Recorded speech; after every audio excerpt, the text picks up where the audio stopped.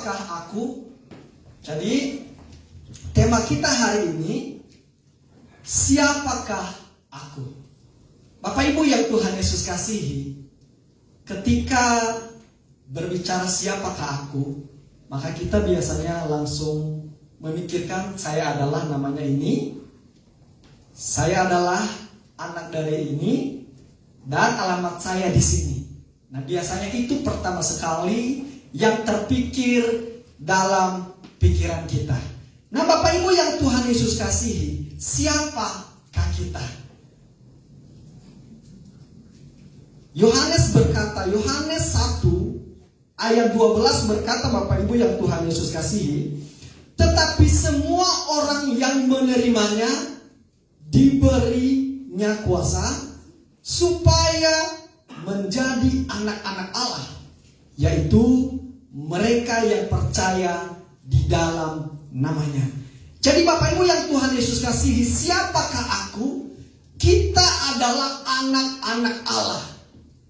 Nah, jadi status kita adalah anak-anak Allah.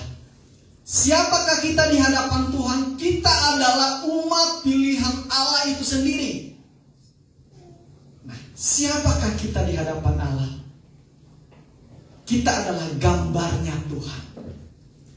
Dikatakan di Kejadian 1 ayat 26, dikatakan di sana, berfirmanlah Allah, baiklah kita menjadikan manusia menurut gambar dan rupa kita, supaya mereka berkuasa atas ikan-ikan di laut dan burung-burung di udara dan atas segala ternak dan atas seluruh bumi dan atas segala binatang melata yang merayap di bumi. Siapakah kita? Di sini dicatat Bapak Ibu, dikatakan, baiklah kita menjadikan manusia menurut gambar dan rupa kita. Berarti siapakah kita? Kita adalah milik Allah. Allah berkata, baiklah kita menjadikan manusia. Artinya apa? Allah sendirilah yang telah menjadikan kita. Dikatakan menurut gambar dan rupa Allah. Menurut gambar di sini bukan berarti wajah kita mirip dengan Allah, atau gaya rambut kita mirip dengan gaya rambutnya Allah, atau model kita. Tidak seperti itu. Tapi menurut gambar di sini Bapak Ibu yang Tuhan Yesus kasih, artinya kita memiliki sifat-sifat baik yang daripada Allah. Atau bisa dikatakan karakter Allah itu ada di dalam diri kita. Dikatakan baiklah kita menciptakan manusia menurut gambar kita. Kita adalah manusia yang sangat berharga di mata Tuhan. Kenapa dikatakan berharga? Karena memang dia diciptakan kita menurut gambar dan rupa Allah. Bahkan Allah sendiri yang merancangkan manusia dengan tangannya sendiri. Dia yang merancangkan sendiri, berbeda dengan ciptaan yang lainnya. Kalau ciptaan lainnya, Tuhan hanya katakan, kalau kita baca di Kejadian pasal 1, Tuhan hanya katakan, berfirmanlah Allah, maka semuanya jadi. Hanya dengan perkataan, hanya dengan ucapan, hanya dengan berfirman Allah, maka semua jadi. Berbeda dengan manusia. Itu makanya dikatakan manusia itu adalah manusia yang spesial, yang sangat berharga di mata Allah. Dia dikatakan baiklah kita menjadikan manusia menurut gambar. Dia membentuk manusia itu sendiri. Dia yang merancang manusia itu sendiri. Jadi kita adalah manusia yang berharga. Kita memiliki sifat-sifat yang daripada Allah. Sifat-sifat Allah itu apa Bapak Ibu? Nah, kalau kita baca di Galatia pasal 5 ayat 22, di sana dicatat bahwa buah roh itu adalah kasih, sukacita, damai sejahtera, kemurahan, kebaikan, kelemah lembutan, dan terakhir dikatakan penguasaan diri. Nah, di sini sifat inilah sifat Allah. Jadi kita sebagai manusia harus memiliki sifat ini. Kenapa? Karena kita memang dicipta menurut gambar Allah. Artinya kita memiliki itu. Nah, awalnya manusia telah jatuh dalam dosa. Artinya karakter Allah itu juga hilang kan? Tapi ada tapinya. Manusia telah jatuh dalam dosa, maka seluruh keturunan daripada alam itu manusia berdosa. Artinya kita manusia berdosa. Tapi oleh karena kemurahan Allah, oleh karena kebaikan Allah, semuanya ini binasa. Karakter kita ini sama karakter orang berdosa. Dia tidak mau. Itulah sebabnya ia inisiatif datang ke dalam dunia. Untuk apa? Untuk memperbaiki hubungan lagi. Itu dikirim Yesus untuk memperbaiki hubungan kita. Pada akhirnya hubungan itu dipulihkan kembali. Nah, Bapak Ibu yang Tuhan Yesus kasihi, anak-anak Tuhan, siapakah kita? Kita adalah anak-anak Tuhan. Kita harus mewarisi sifat Allah. Nah, kalau seseorang tidak memiliki karakternya Allah, tetapi bertolak belakang dengan karakter Tuhan, karakternya, maka dipertanyakan dia anak siapa? Benar anak Tuhan dia atau bukan? Nah, anak-anak Tuhan harus punya karakter yang baik atau sifat Allah itu sendiri, dan itu dipancarkan kepada sesama kita. Orang lain bisa melihat, oh ternyata jemaat CMC Forest itu adalah jemaat yang luar biasa, ya kan? Karakternya itu, aduh, kalau kita jumpa di jalan, halo shalom, ya kan? Tanpa kita sapa dia udah duluan menyapa. Artinya saling mendahului dalam memberi hormat. Nah, Bapak Ibu yang Tuhan Yesus kasihi, siapakah kita? Saya katakan kita anak-anak Allah. Kita miliknya Allah, kita umat pilihan Allah. Jadi dikatakan pengenalan akan diri. Siapakah kita? Pengenalan akan diri sendiri akan menjadi kunci untuk menjalani sebuah kehidupan yang berhasil. Kita harus kenal diri kita. Ketika kita mengenal diri kita, kita anak-anak Allah, maka kita akan menjalani kehidupan kita. Kenapa? Karena status kita adalah anak Allah. Artinya kita harus pegang satu status kita, anak Allah. Anak Allah itu berarti harus memiliki sifat-sifat baik daripada Allah. Karakternya juga harus baik. Nah, Bapak Ibu yang Tuhan Yesus kasih, jika kita memiliki kesadaran bahwa di dalam Kristus posisi kita sangat luar biasa. Tadi saya katakan posisi kita itu luar biasa, kita berharga. Maka dikatakan perjalanan kehidupan kita ke depan tidak akan pernah sama lagi. Artinya apa, Bapak Ibu? Kalau selama ini hidup kita biasa-biasa saja, hidup kita hidup dalam dosa, tapi ketika kita menyadari bahwa kita adalah anak Allah, maka itu kita akan ubahkan. Maka ke depannya hidup kita berubah, tidak sama lagi. Makanya Rasul Paulus berkata, apa yang ada di belakangku telah ditinggalkan, tapi dia sudah mulai hidup baru di depan bersama dengan Kristus. Nah, kita adalah anak-anak Tuhan. Bapak Ibu yang Tuhan Yesus kasih, apa yang kita miliki sebagai orang yang dibenarkan, kita ini yang dibenarkan oleh Allah. Sepatutnya atau kita itu tidak layak di hadapan Tuhan, tetapi karena dibenarkan oleh Yesus Kristus, itulah sebabnya kita hari ini boleh datang di hadirat Tuhan. Nah, yang menjadi pertanyaannya Bapak Ibu, apa yang kita miliki sebagai orang yang dibenarkan oleh Allah? Yang pertama Bapak Ibu yang Tuhan Yesus kasihi, yang kita miliki sebagai orang yang dibenarkan oleh Allah adalah, kita baca di ayat 3, di sini dikatakan, Efesus ayat 3. Dikatakan ayat 3 Bapak Ibu, terpujilah Allah dan Bapa Tuhan kita Yesus Kristus, yang dalam Kristus telah mengaruniakan kepada kita segala berkat rohani di dalam surga. Apa yang kita miliki sebagai orang yang sudah dibenarkan Bapak Ibu? Yang pertama yaitu kekayaan rohani di dalam Kristus. Kita adalah orang-orang yang kaya, amin. Kita adalah orang-orang yang kaya Bapak Ibu. Tapi kekayaan kita kekayaan apa ya? Kekayaan kita adalah kekayaan rohani. Kita anak raja itu pasti kaya. Tapi kaya apa ya kan? Bukan materi, maksudnya ya, banyak rumah di sana atau mobil berapa, bukan. Tapi di dalam Tuhan kita dikatakan memiliki kekayaan rohani di dalam Kristus Yesus. Segala berkat rohani adalah hal yang menjadi bagian kita sebagai orang yang dipilih oleh Allah. Jadi berkat rohani itu menjadi bagian kita. Tadi saya katakan kita telah dipilih oleh Allah.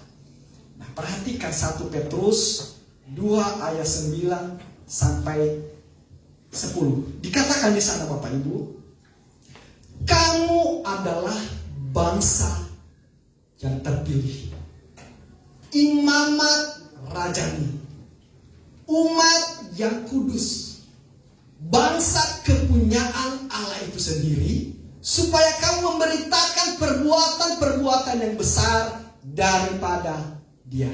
Artinya tadi katakan kita ini adalah orang-orang pilihan Allah. Tuhan sudah memilih kita. Makanya dikatakan kamu adalah bangsa yang terpilih, imam yang rajani, umat yang kudus, kepunyaan Allah itu sendiri. Nah Bapak Ibu, sebagai milik Allah, tadi saya katakan kita adalah milik Allah, anak-anak Tuhan, maka dikatakan kamu harus memberitakan perbuatan yang besar yang daripada Dia.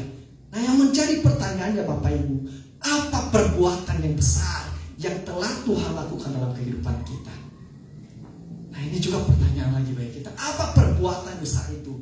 Bapak Ibu yang Tuhan Yesus kasihi, perbuatan besar yang telah Tuhan lakukan dalam kehidupan kita Bapak Ibu yang Tuhan Yesus kasihi, yaitu ketika Ia datang ke dalam dunia menjadi manusia, lalu dikatakan Ia disalibkan, mati, dikuburkan, dan pada hari yang ketiga Ia bangkit. Artinya kita memperoleh kemenangan. Bapak Ibu yang Tuhan Yesus kasih, inilah perbuatan yang besar yang daripada Dia. Sebagai umat pilihan Allah, mari kita sadari perbuatan ini. Dengan demikian kita akan terus berbagi kepada orang-orang lain yang ada di sekeliling kita. Jadi ini perbuatan besar daripada Allah. Ketika kita menyadari ini Bapak Ibu, saya percaya kita pasti punya semangat untuk beribadah. Kita punya semangat untuk bersekutu dengan Tuhan. Kita punya semangat untuk terus merenungkan kebenaran firman Tuhan. Kalau kita sadari perbuatan besar yang telah Tuhan lakukan kepada kita, yang tadinya selayaknya kita binasa, tapi Dia selamatkan kita. Inilah perbuatan yang besar daripada Allah. Jadi dikatakan kita adalah orang-orang yang kaya akan segala berkat sorgawi. Jadi sekali lagi kita orang yang kaya Bapak Ibu ya. Jadi jangan lagi nanti punya tipe-tipe peminta-minta ya. Kalau orang kaya kan nggak ada tipe-tipe peminta-minta Bapak Ibu, ya enggak? Ya dong. Kenapa nggak ada tipe-tipe seperti itu? Karena dia kaya di dalam Kristus. Dia punya, gitu loh. Kalau dia mintanya kepada Bapa di sorga. Nah Bapak Ibu yang Tuhan Yesus kasih, saya kemarin kita doa semalaman ya, hari Jumat ya. Nah, saya juga sharingkan tentang ini, meminta, ya kan? Yang Matius 7 ayat 7 minggu lalu saya sharingkan kepada kita semua yang hadir dan minggu kemarin. Karena di situ mintalah maka akan diberikan kepadamu. Artinya Tuhan mengenai kita meminta kepadanya ya. Kepada Tuhan mintanya. Kenapa kepada Dia? Dia sumbernya. Ya, kita harus ingat Dia sumbernya. Jadi Bapak Ibu yang Tuhan Yesus kasih, kita adalah orang-orang yang kaya akan segala berkat surgawi. Nah, berkat surgawi itu apa ya kan? Kita juga pasti nanya kan. Kaya berkat surgawi, apa itu berkat surgawi ya kan? Damai sejahtera itu berkat surgawi Bapak Ibu. Kebahagiaan itu berkat surgawi Bapak Ibu. Kita tidak bisa menemukan kebahagiaan di dalam dunia ini. Kita hanya bisa temukan di dalam Yesus Kristus. Kekayaan jasmani tidak menjamin kita bahagia. Materi tidak menjamin kita bahagia. Kenapa? Hati itu hanya sementara. Itu kekayaan semu, tidak selama-lamanya. Kalau kekayaan itu menjadi salah satu-satunya kebahagiaan, maka tidak mungkin ada orang yang kaya raya bunuh diri. Kenapa mereka bunuh diri? Karena mereka tidak menemukan kebahagiaan. Mereka berlimpah harta, tapi kebahagiaan mereka tidak menemukan. Kebahagiaan hanya ada di dalam Yesus Kristus. Kita bersyukur hari ini Bapak Ibu, kita telah memilih Yesus sebagai juru selamat kita, yang selalu memberikan kita kebahagiaan, yang selalu memberikan kita damai sejahtera. Itulah sebabnya Bapak Ibu, orang-orang yang sering beribadah, yang sering bersekutu dengan Tuhan, pasti ada perbedaannya dengan orang-orang yang cara beribadah. Orang-orang yang sering bersekutu dengan Tuhan Bapak Ibu, sukacitanya meluap. Bahkan sukacita itu terpancar. Maka orang lain bisa melihat. Bahkan ketika dia bertemu dengan orang lain itu merasakan sukacita. Wah, ketika ketemu Bapak itu kemarin, saya heran ya. Kok rasanya gitu ya, adem banget ya kan? Kenapa? Dia memancarkan cahaya dari dalam. Kenapa? Karena ada Tuhan di dalam hatinya. Jadi Bapak Ibu yang Tuhan Yesus kasihi, kita adalah orang-orang yang kaya di dalam Kristus. Berikutnya dikatakan, jika kita adalah orang yang diberkati, maka mindset kita atau mentalitas kita tentu akan berubah dan menyesuaikan dengan fakta. Artinya cara berpikir kita harus sesuaikan dengan fakta. Tadi faktanya kita adalah orang-orang yang kaya. Kaya apa kita? Kaya rohani ya, berkat surgawi dari Allah Bapa. Jadi kita harus punya mindset ini. Kita adalah orang kaya. Ini fakta. Tapi ya kaya ini kan ya, jangan nanti bilang saya kaya tapi aduh, kok kekurangan aja ya kan. Tapi kita kaya rohani, berkat surgawi Bapak Ibu yang Tuhan Yesus kasihi. Jadi dikatakan mentalitas kaya akan diikuti sikap hidup dalam kemurahan hati. Ketika kita punya mindset ya, pemikiran bahwa kita adalah orang-orang yang kaya di dalam Tuhan, maka itu harus disertai dengan kehidupan kita. Dikatakan kita harus hidup dalam kemurahan, murah hati. Nah, orang-orang yang kaya di dalam Tuhan itu murah hati. Berbeda dengan orang-orang yang kaya secara dunia. Walaupun banyak di kantong, tapi susah untuk mengeluarkan untuk orang lain. Nah, terkecuali kalau orang itu ya mungkin ada tujuan tertentu, maka dia akan berikan. Kebanyakan seperti itu cara dunia. Tapi kalau cara anak-anak Tuhan, maka justru kemurahan itu lebih besar. Jadi Bapak Ibu dikatakan berikutnya, mentalitas miskin selalu ingin mengambil dan menerima. Tadi saya katakan kita orang kaya, ya kan? Kaya rohani, kaya dalam Tuhan ya. Nah, jadi jangan sampai kita memiliki mentalitas miskin rohani. Nah, maka yang terjadi, apa yang bisa saya ambil? Apa yang bisa saya terima? Artinya apa? Jarang menjadi saluran berkat bagi orang lain. Bapak Ibu, kita bisa menjadi saluran berkat tidak mesti harus dengan materi yang kita miliki. Tetapi lewat pengetahuan kita bisa menjadi berkat kepada orang lain. Lewat apa yang kita miliki, apa yang bisa kita lakukan. Dengan kita memotivasi orang lain juga, itu artinya kita sudah menjadi berkat bagi mereka.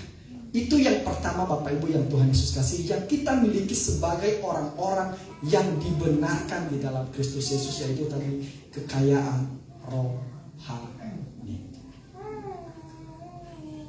Kejadian 12 ayat 2 berkata Bapak Ibu, aku akan membuat engkau menjadi bangsa yang besar, dan memberkati engkau serta membuat namamu masyhur, dan engkau akan menjadi berkat. Ini ketika Allah berfirman kepada Abraham ya. Ini berkat yang diberikan Allah kepada Abraham. Maka berkat itu juga akan mengalir kepada kita. Allah berkata, aku akan membuat engkau menjadi bangsa yang besar dan memberkati engkau serta membuat namamu masyhur. Nama kita itu, makanya orang-orang yang benar di hadapan Tuhan Bapak Ibu, namanya itu sangat harum, diingat-ingat. Walaupun kita sudah tidak tiada, tapi nanti orang berikutnya akan dulu, kakek kamu itu baik sekali ya, dia itu rajin sekali beribadah. Kalau memang itu kebiasaannya kan, dia rajin sekali beribadah. Tapi kenapa anak-anaknya berbeda, ya kan? Jadi harus contoh. Biasanya selalu bilang seperti itu, contohlah kakek-kakek kalian, ayah kalian, kebiasaan mereka yang baik kalian contoh. Jadi Tuhan itu, ini berkat yang kita miliki, Tuhan akan memberkati kita dan kita akan menjadi berkat. Jadi kalau kita sudah diberkati, kita juga harus menjadi berkat bagi orang lain. Yang kedua Bapak Ibu yang Tuhan Yesus kasihi, apa yang kita miliki sebagai orang-orang yang dibenarkan oleh Kristus Yesus. Yang kedua adalah keselamatan di dalam Kristus. Ini berharga sekali nih. Tadi kekayaan rohani, sekarang keselamatan. Keselamatan itu tidak boleh dibeli Bapak Ibu. Seberapa banyak uang kita, kekayaan tidak bisa dibeli oleh manusia. Kata inilah yang kita miliki sebagai orang yang dibenarkan dalam Kristus, yaitu keselamatan. Firman Tuhan berkata, di dalam kolong langit ini tidak ada nama yang diberikan kepada manusia yang olehnya kita dapat diselamatkan. Bapak Ibu, inilah yang kita miliki, itu keselamatan di dalam Kristus. Siapa kita di dalam Kristus juga diteguhkan dengan fakta bahwa kita adalah orang-orang yang dipilih, yang ditebus oleh darah Kristus yang mahal. Jadi kita telah dibeli. Kita sudah ditebus oleh darah Kristus yang mahal. Artinya kita adalah orang-orang yang mendapat kemurahan Tuhan, sekaligus amat berharga di hadapan Tuhan. Jadi kita sangat berharga ya Bapak Ibu. Ya, kita sangat berharga. Oleh karena berharganya kita, Allah mau mati bagi kita. Allah mau mengutus anaknya. Bayangkan, dia tidak menyayangkan anaknya.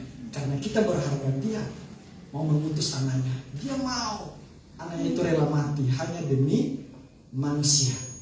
Kita buka 1 Korintus 7 ayat 23.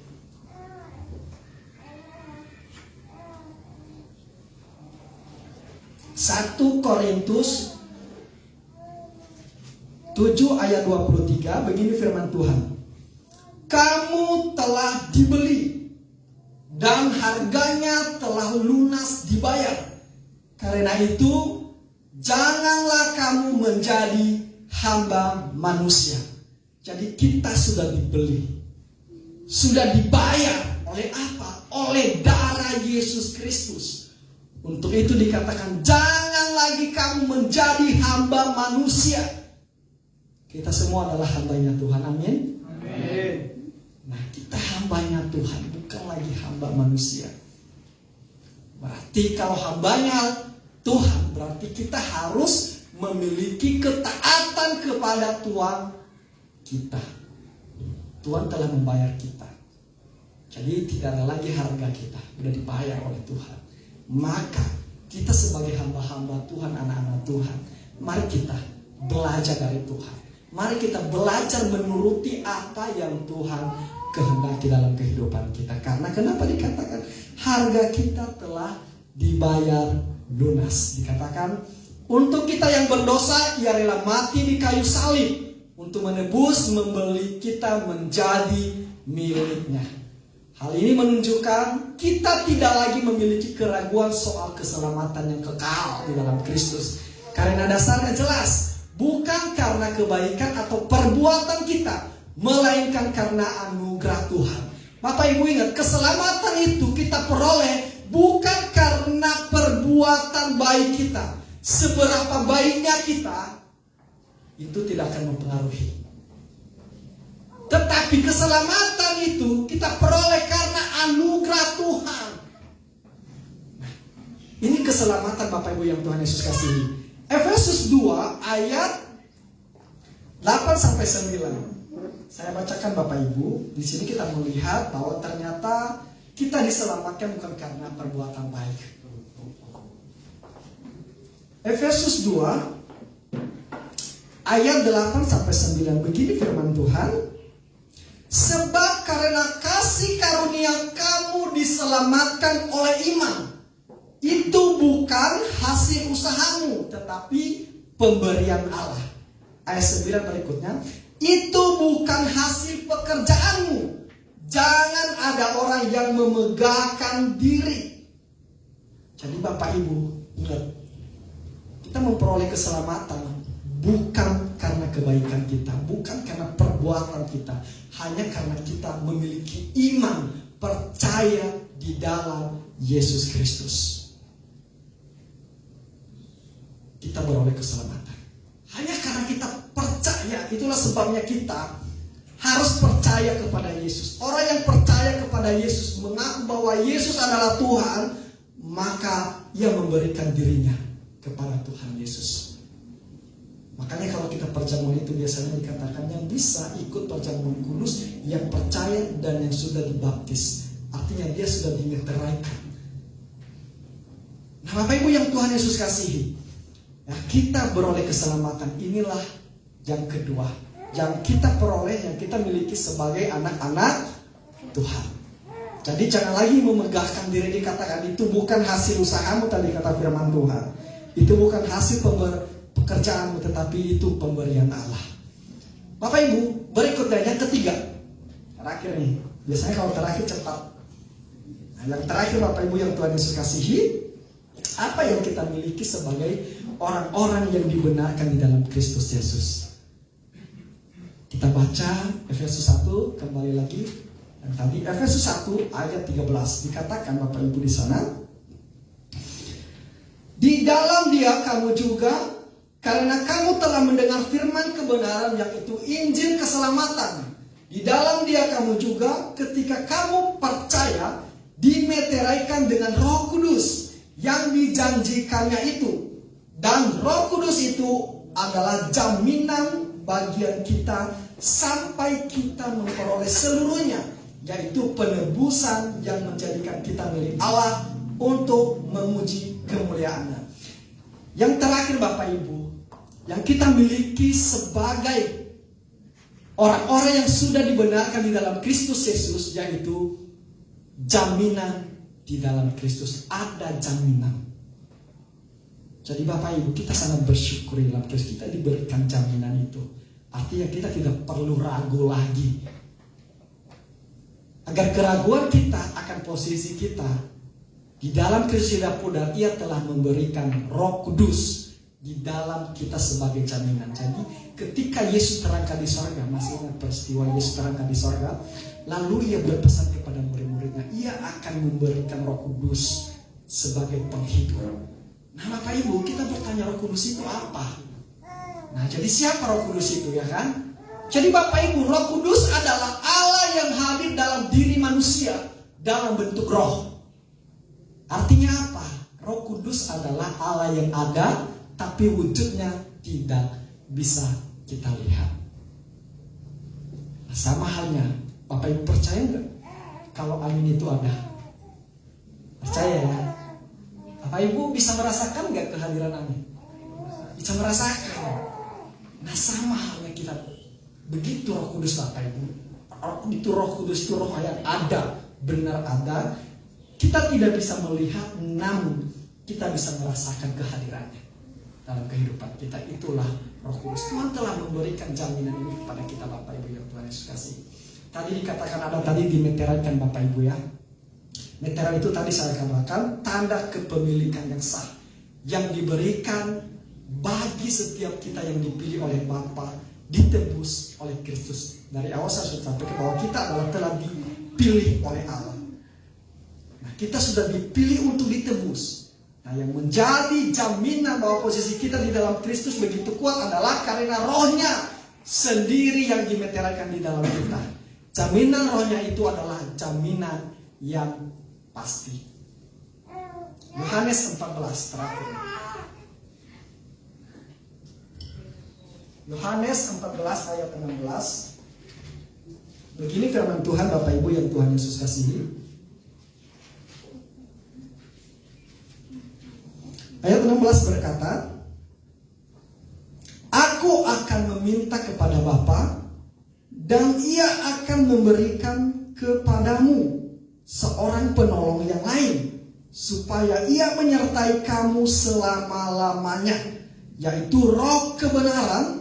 Di dunia tidak dapat menerima Dia, sebab dunia tidak melihat Dia dan tidak mengenal Dia. Tetapi kamu mengenal Dia, sebab Ia menyertai kamu dan akan diam di dalam kamu. Sebab Ia menyertai kamu dan akan diam di dalam kamu. Jadi Bapak Ibu yang Tuhan Yesus kasih, inilah jaminan yang pasti yang diberikan oleh Allah bagi kita, yaitu Roh Kudus. Roh Kudus itu, jadi Roh Kudus itu Bapak Ibu yang Tuhan Yesus kasih, ketika kita melakukan kesalahan, Ialah yang mengisahkan kita, yang mengingatkan kita akan dosa-dosa yang telah kita perbuat. Artinya, Ia menyadarkan kita. Itulah Roh Kudus. Ketika Bapak Ibu melakukan kesalahan, namun Bapak Ibu sadar dulu, kayaknya saya merasa bersalah. Itu kenapa? Itu pekerjaan siapa? Itu pekerjaan Roh Kudus. Roh Kudus itu juga memberikan kekuatan kepada kita, memberikan kemampuan kepada kita.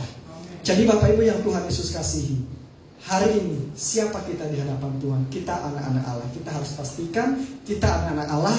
Kita adalah orang-orang pilihan Allah, orang-orang yang disertai oleh Allah. Nah, apa yang kita miliki tadi Bapak Ibu? Ada 3. Sebagai orang-orang yang telah dibenarkan oleh Allah. Yang pertama tadi, kekayaan rohani di dalam Kristus Yesus. Dan yang kedua tadi Bapak Ibu yang Tuhan Yesus kasihi, keselamatan di dalam Kristus Yesus. Dan yang ketiga adalah jaminan. Ada jaminan keselamatan di dalam Kristus, yaitu ketika Ia memberikan Roh Kudus. Demikian firman Tuhan Bapak Ibu yang Tuhan Yesus kasihi. Kiranya firman Tuhan ini boleh bermanfaat bagi kita, boleh kita terapkan dalam kehidupan kita. Kita sadari bahwa kita adalah anak-anak Tuhan. Itu kita terapkan dalam kehidupan kita. Kita persatukan hati buat kebenaran firman Tuhan. Kita berdoa. Bapa kami yang di sorga, Bapa yang kami puji, Bapa yang kami sembah, Bapa yang kami kenal di dalam Yesus Kristus, Allah yang telah menebus kehidupan kami. Kami bersyukur Bapa buat anugerah-Mu yang luar biasa. Kami juga bersyukur Bapa, di mana Tuhan telah memilih kami untuk menjadi anak-anak-Mu Bapa. Terima kasih, ajar kami untuk selalu menghidupi Tuhan dalam kehidupan kami. Dengan demikian Bapa, lewat kehidupan kami, orang lain melihat kemuliaan